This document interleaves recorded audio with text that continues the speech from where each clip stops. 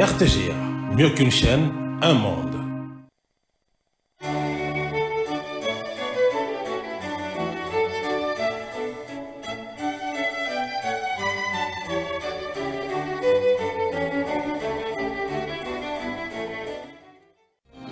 Ce journal vous est offert par Tango Protection.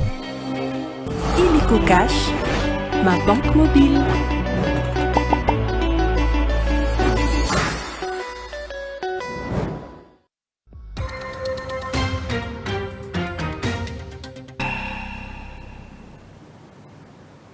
Nouveau journal, mesdames, messieurs, bienvenue. Tout d'abord, les titres.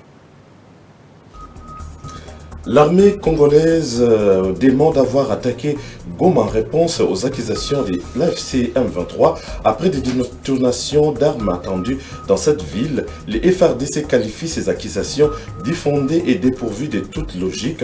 Les porte-parole de l'armée réaffirment néanmoins l'engagement du pays en faveur du retour d'une paix durable dans l'Est de la République démocratique du Congo et dans la sous-région.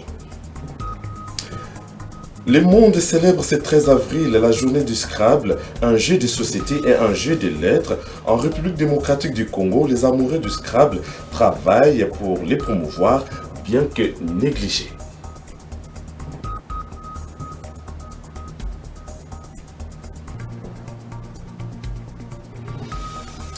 Également ce dimanche 13 avril, les chrétiens catholiques ont célébré la fête des Rameaux, les dimanches qui précèdent la fête des Pâques. Nos reporters vont nous faire vivre cette journée des Rameaux à la paroisse Saint-Kizito à Kinshasa, capitale de la République démocratique du Congo. Voilà tout pour les titres.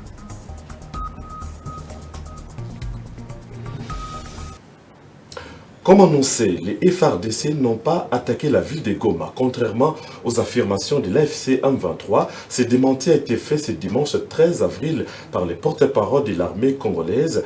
Le général-major des FARDC indique que la communication du mouvement rebelle M23 est un scénario sciemment monté pour manipuler l'opinion. Il note que les FARDC restent attachés aux engagements souscrits par la haute hiérarchie pour le retour d'une paix définitive dans l'Est de la République démocratique du Congo. Suivez les messages du porte-parole de l'armée congolaise, Sylvain Ekenge.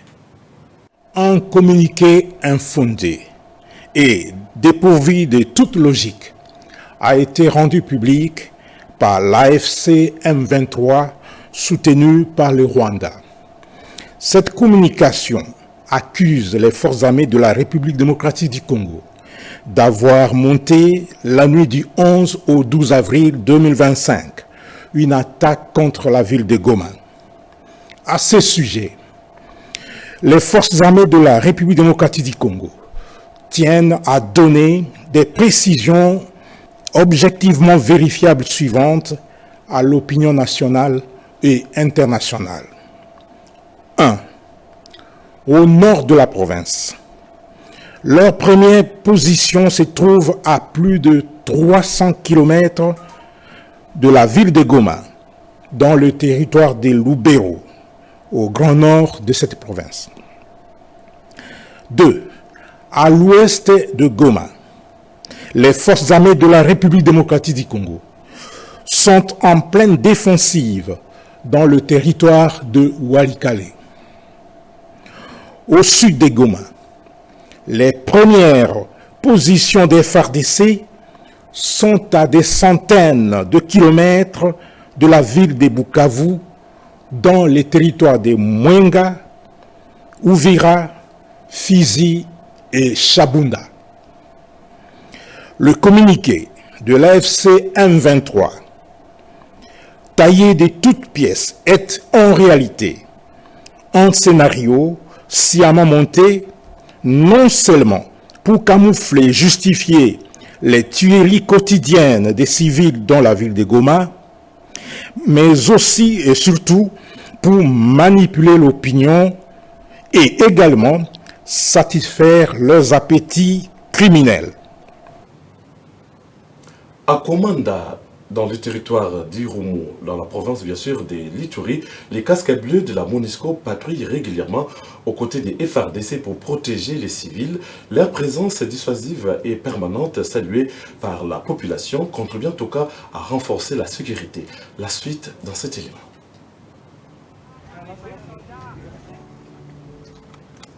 Depuis que la MONUSCO est ici à commander sur place, ça évolue positivement. Et les patrouilles là, nous les voyons. D'ailleurs, ils le font ensemble avec notre armée nationale. Et ils circulent, parfois nous les voyons aussi passer là où ça ne va pas, ils sont là. Nous sommes dans une zone là où il y a trop de problématiques, surtout les sécurités. Nous vivons avec des groupes armés. Alors la MONUSCO fait des patrouilles par-ci, par-là, afin de nous sécuriser. Au niveau de l'axe commande à Luna, la fois passée, nous avions vu l'installation d'une base temporaire à Ido, afin que la population soit stable dans les milieux. Il y a quand même une communication civilo-militaire avec les éléments de la casque bleue, afin d'échanger sur ces différents problèmes. Tout cela, c'est dans le souci de nous sécuriser avec les différents dangers.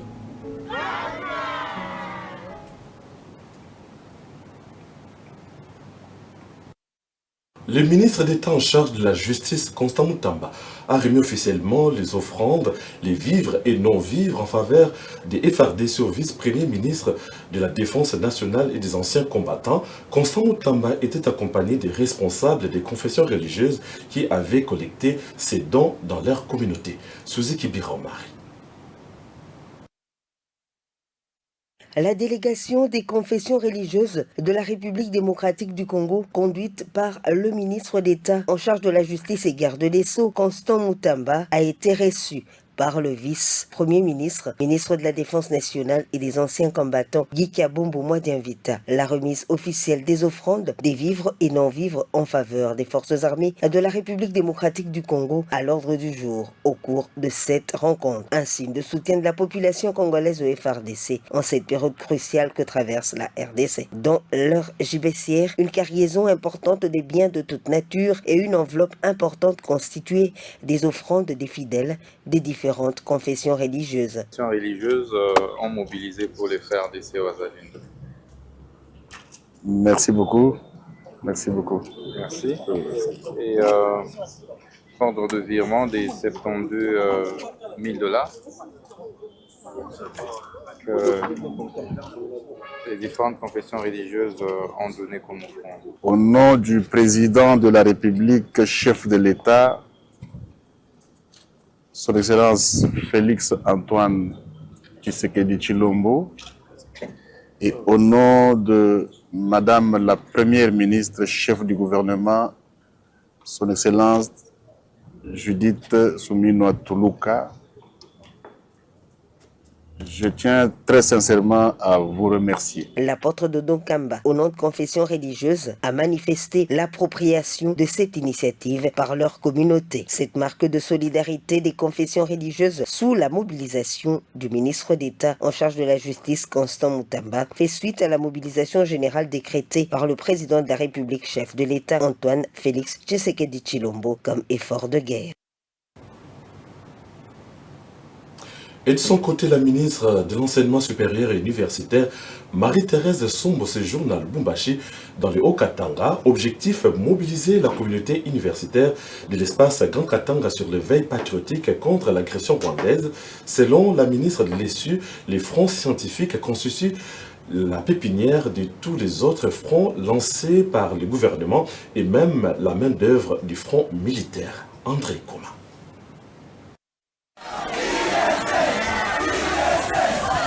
Tous mobilisés dans un esprit solidaire, ces étudiants des instituts d'enseignement supérieur et universitaire du Haut-Katanga ont vivement répondu présent à l'accueil de leur ministre des tutelles, Marie-Thérèse Sombo, à l'aéroport international de la Louano. C'est à 11h locales que l'avion Air Congo transportant la patronne de l'enseignement supérieur et universitaire s'est posé sur le tarmac. Au pied de l'avion, le chef d'établissement public et privé pour l'accueillir. Sur place, Marie-Thérèse Sombo a expliqué à la presse presse sa mission dans les Grands Katanga basée sur la mobilisation et l'éveil patriotique de la communauté universitaire. Ce conformément à l'appel du chef de l'État, Félix Tshisekedi. Patronne, j'ai organisé un grand colloque national où j'ai appelé le ministère à faire face à cette agression.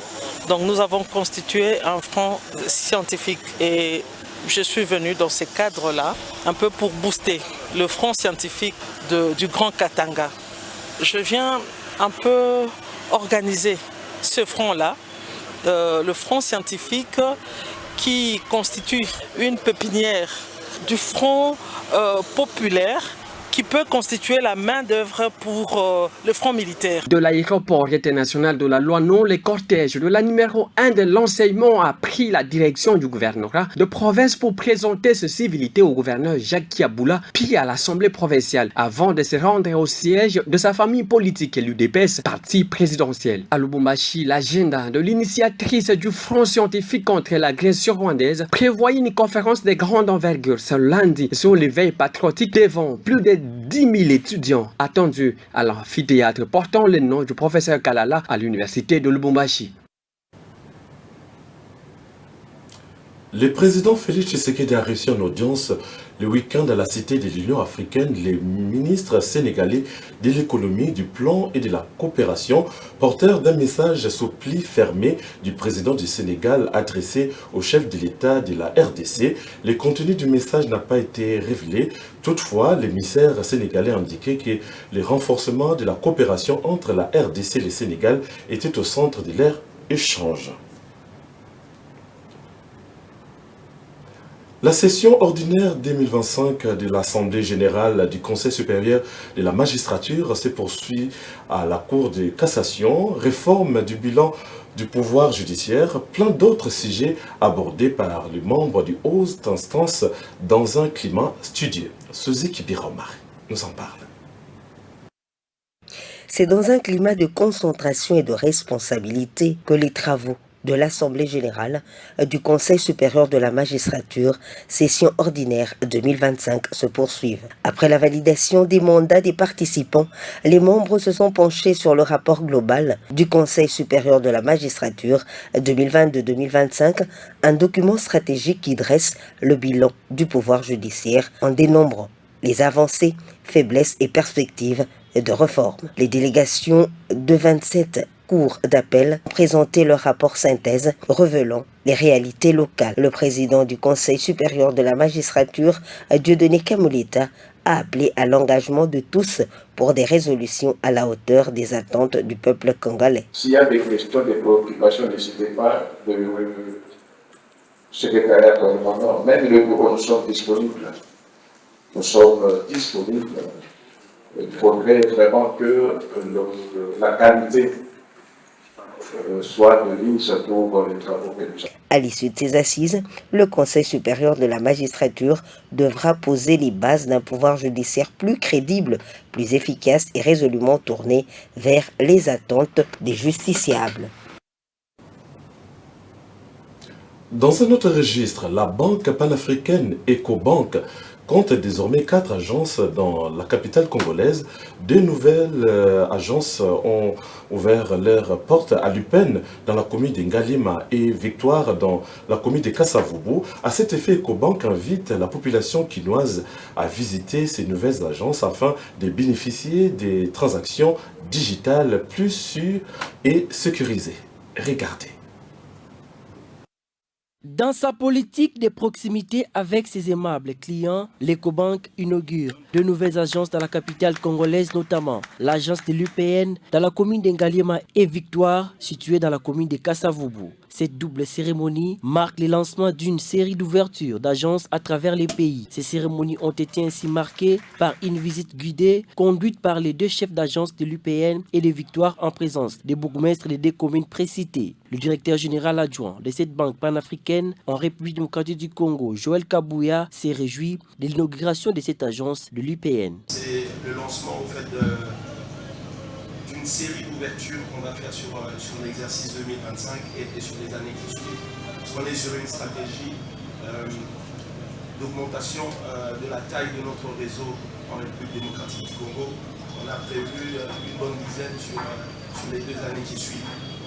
Et donc l'UPEN pour nous c'était important. Pourquoi? Parce que ça nous permet premièrement de servir encore davantage les plus de 200 000 clients qu'on a aujourd'hui.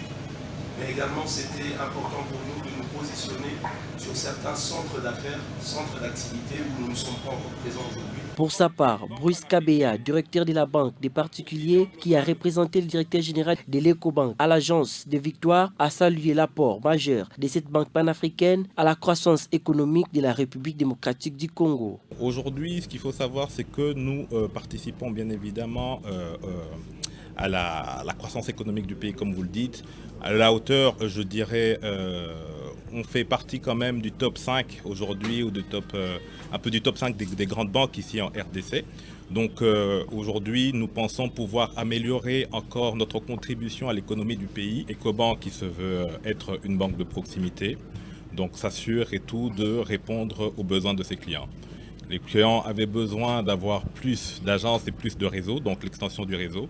Mais en termes de produits, il faut noter que nous faisons partie des banques les plus digitales dans ce pays. Pour bénéficier des offres plus généreuses et illimitées, Ecobank invite les Quinois dans ses nouvelles agences de Victoire et UPN situées respectivement en face de l'Université pédagogique nationale pour l'agence de l'UPN et au numéro D du croisement des avenues Kassavubu et Popokabaka pour l'agence de Victoire.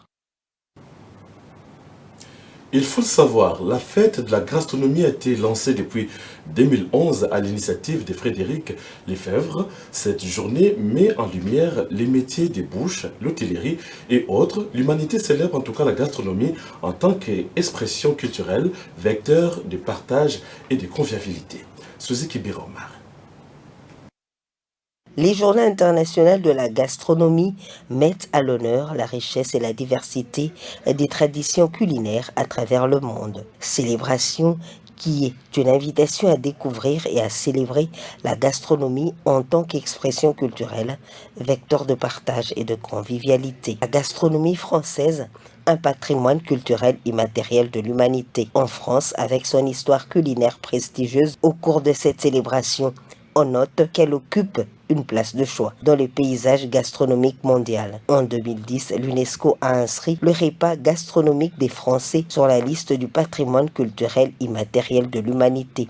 Cette reconnaissance souligne l'importance de la gastronomie française en tant que pratique sociale coutumière destinée à célébrer les moments importants de la vie. Les repas gastronomiques se distinguent par la sélection rigoureuse des produits, privilégiant les produits locaux et de saison, l'élaboration de menus équilibrés associant mets et vins avec harmonie, l'art de la table avec une attention particulière à la présentation et à la décoration, la convivialité et le partage qui font du repas un moment de plaisir et de socialisation. Les Journées internationales de la gastronomie sont l'occasion de mettre en lumière la diversité des traditions culinaires à travers le monde. Elles visent à valoriser les savoir-faire culinaires traditionnels, à promouvoir les échanges culturels autour de la gastronomie et sensibiliser le public à l'importance de la gastronomie en tant que patrimoine culturel.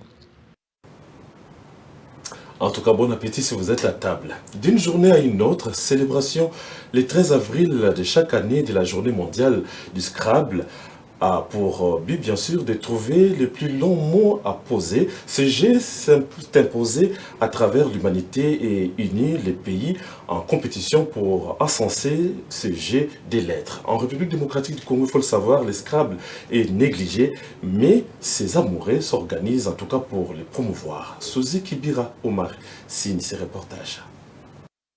Il est difficile de retrouver l'origine de l'institution de la Journée mondiale du Scrabble. Celui-ci est un jeu intelligent qui est négligé au Congo démocratique, mais les amoureux de ce jeu s'organisent tant bien que mal à tous les niveaux pour le promouvoir. Dans la ville de Kinshasa, ici dans la capitale, et puis dans tout le pays, à l'intérieur du pays, et puis au-delà même du pays, en Afrique,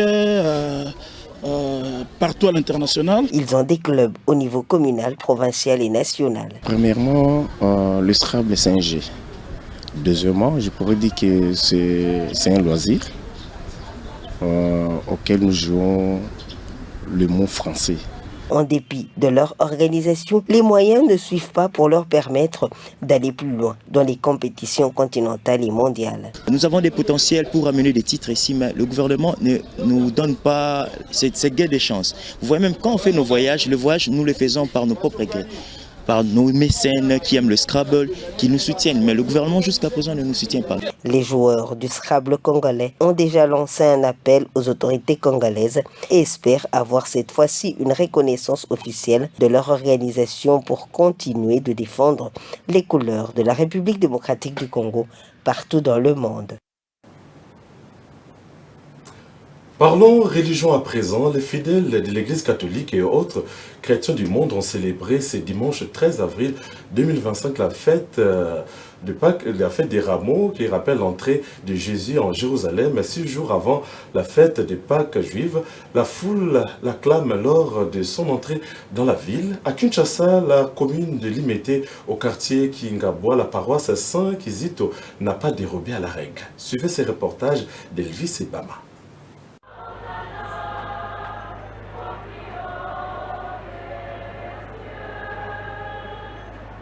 La paroisse Saint-Kizito de Kingabois, située dans la commune de Limete, a vibré au rythme d'une messe festive des rameaux qui marque l'entrée triomphale de Jésus-Christ en Jérusalem, 6 jours avant la Pâque. Dans son homélie, l'abbé Don de Dieu Eshima, représentant du diocèse d'Nkole, a expliqué aux fidèles le véritable essence de cette tradition pour le chrétien. Aujourd'hui, nous avons terminé les rameaux, nous avons marché dans la gloire derrière le Seigneur pour lui dire: Seigneur, nous t'aimons, tu es le roi, le fils de David et le sauveur. Les rameaux est le signe de la gloire, mais en même temps, le signe de la mort. L'officiant du jour a également encouragé le chrétien à approfondir l'engagement spirituel à travers les 3 piliers essentiels, notamment la prière, la pénitence et le partage. Je vais orienter ma prédication sur 3 choses. Ces 3 choses peuvent nous aider dans notre foi, dans notre marche, à nous soutenir, à nous aider, à nous attacher totalement au Seigneur. Dans un élan de solidarité, une collecte d'offrandes a été organisée pour venir en aide aux victimes de la guerre d'agression rwandaise dans l'est de la République démocratique du Congo. Parlons également de la célébration du dimanche des rameaux à Lodja. Au Sankoro, plusieurs chrétiens catholiques se sont retrouvés dans leurs paroisses respectives à l'occasion de cette fête des rameaux. Dans la paroisse Saint-Désiré, l'abbé Laurent Okitakashi a, au cours de la messe, invité les chrétiens à vivre en suivant la voie du Seigneur Jésus-Christ. Mesdames, Messieurs, avant de nous quitter, je vous rappelle les titres. L'armée congolaise demande d'avoir attaqué Goma en réponse aux accusations de l'AFC M23 après des détonations d'armes attendues dans cette ville. Les FRDC qualifient ces accusations d'infondées et dépourvues de toute logique. Les porte-parole de l'armée réaffirment néanmoins l'engagement du pays en faveur du retour d'une paix durable dans l'est de la République démocratique du Congo et dans la sous-région. Le monde célèbre ce 13 avril la journée du Scrabble, un jeu de société et un jeu de lettres. En République démocratique du Congo, les amoureux du Scrabble travaillent en tout cas pour les promouvoir, bien que négligés.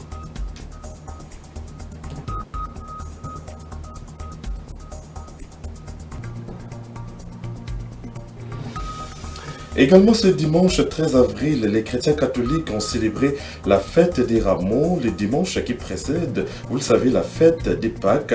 Nos reporters vous ont fait vivre cette journée des rameaux à la paroisse Saint-Kizito à Kinshasa, capitale de la République démocratique du Congo.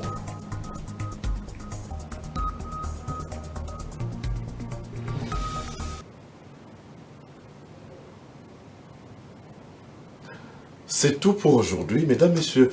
Je vous retrouve prochainement. D'ici là, portez-vous bien. Au revoir.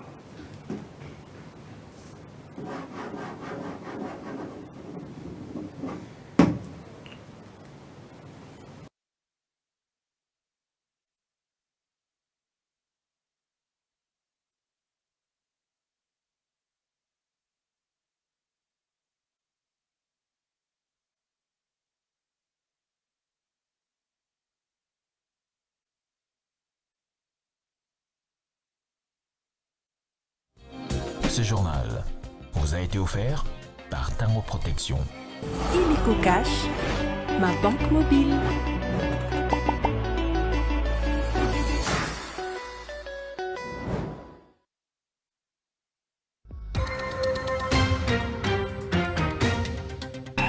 Un monde. RTGA, mieux qu'une chaîne, un monde.